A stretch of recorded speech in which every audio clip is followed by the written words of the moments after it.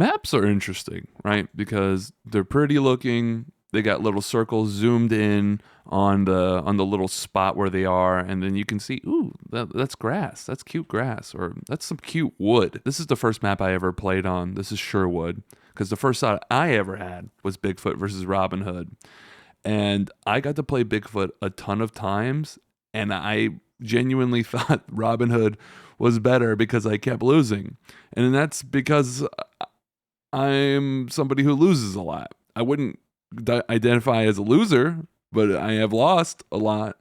And there are some maps that are, also cool, like this one. They got little gimmicks, right? Ones where you can teleport. There's even maps where you can have like little items on them, and they aren't banned, which is crazy. Because you would think in a competitive fighting game, you would think they would be banned, but they're not. There are no banned maps in this game. Not even this piece of shit map right here. It's called Yukon, which is on the back of the first map I ever played. Even back then, when I didn't know the meta of this game, I didn't like this guy, right? I didn't like the vibe. Like, am I in a desert, or is the forest okay? Because it's not green. Was it just on fire? No, it wasn't fall. Don't tell me that. Don't tell me it was a different season, because I won't believe it. There's even maps on here that aren't super gimmicky. They're just big, right? And it's so big that it's funny. Everyone laughs at this map because it's so big. Hee hee hee. But it's fun. And we like our maps thick. And there's nothing wrong with that because I'm thick. Hey, you could say I'm a whole bowl of oatmeal. So me and this map have a lot in common.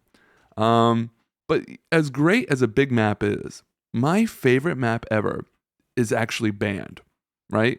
It's not Yukon, the one that should be banned. No, it's a map that isn't official, but it's on an official tournament table. Say hello to this little guy. It's called Phone Booth. Now, most maps, as you can see, have like, I don't know, more than 2 spots. Have these like little connector guys, like a bunch of different zones. And, if you had a hero with multiple sidekicks, they could be part of the game. Well, in Phone Booth, they can't be. They can't even be around. The first player goes in this one spot that's red, which I assume is the phone booth.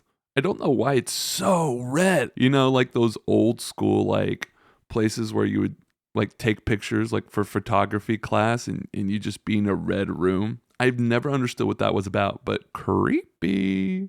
And then we got right here some leaves. Kind of reminds you of Yukon, but this is the good universe version of Yukon. This is where you want to be. So a lot of this game involves moving and like running away, or maybe quote unquote positioning correctly. There is nothing but right answers for positioning on this game, right? You either go first or you go second. Typically you want to go first, right? Because going second, kind of bad, because they just get like more cards right off the bat and are set up better. So you would think some characters would be sweet, like, I don't know, Sattler, because her whole thing is like, oh, she sucks because people just run away from her and you can't run away from her, but she can't get her insight tokens going, and she doesn't have Malcolm. So she's actually just pretty bad. You can't even get one insight token going, so that's just not bueno, right? Yeah, there are some characters that are pretty damn good, like Bigfoot. Bigfoot, his ability is just always online because he's just in a different zone at all times, right? So he's just drawing cards out the wazoo. And if you think drawing cards is bad in this version of the game, which it isn't, but, fatigue hurts, this is a good spot to get cards because you're just smacking each other. You can't run away. There's no thinking involved. You just swing. It kind of makes you think about how much this game is based off positioning. I think it's like, now that I've played the phone booth, it is About 95% of the game, because otherwise you're just standing there maneuvering for only drawing a card, hoping that they don't have a defense or they have a worse defense than you, hopefully one with a lower print value. I love it. It's fun. If you don't have time for a game of Unmatched, this is a quicker version. Oh my god, it jump scare. That scared me. Hey, what are you, Bloody Mary? What are you, the character Bloody Mary who just jumped out at me? That was scary. Sorry about that, guys. And yeah, if you just want a quick time with this game, this is the move. There is one with a bit more strategy. Say hello to Bathroom Stall. Bathroom Stall is really cool because it has a little gimmick, kind of like the Shoutout map, and it's got a door, because if I'm taking a shit, I want a door in front of it, right? So you put that there. Oh my god, wait a second, I thought that would be bigger. Okay, there we go. Let's pretend that's an appropriately sized door. So now you have to maneuver to hit this person. So I mean, there's one extra step, makes a little bit more strategy involved. I haven't played on this map, but what I like to think is I would play a character who canonically shits. Now, funny enough, there aren't a lot of characters where you hear about them shitting. I'm imagining none of them have, but if any of them did, well, Houdini was real, so he shit for real. Anybody who's real, Nikolai Tesla definitely shit. Who is real? These are a lot of fake. Oh, Bruce Lee, he definitely shit. Yeah. So you just kind of have to go through. Was King Arthur real? Was he a real person? Like, is he based off a true story? I mean, I know the sword shit wasn't real, right? But he wasn't real. Cause like, what was he? He was king of like a general British land, wasn't he? I truly don't know history. And I always say like my favorite subject is history. Well, I guess it wasn't, right? But anyways, this map seems fun, but less fun than Phone Booth. And this is a real map. This is Phone Booth.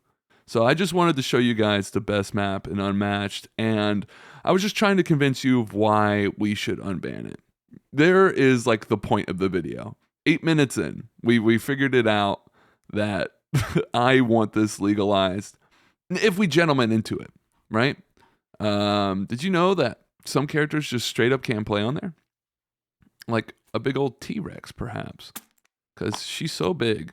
That sounded like a Yo Mama joke. Yo Mama's so big, she couldn't even fit on the phone booth.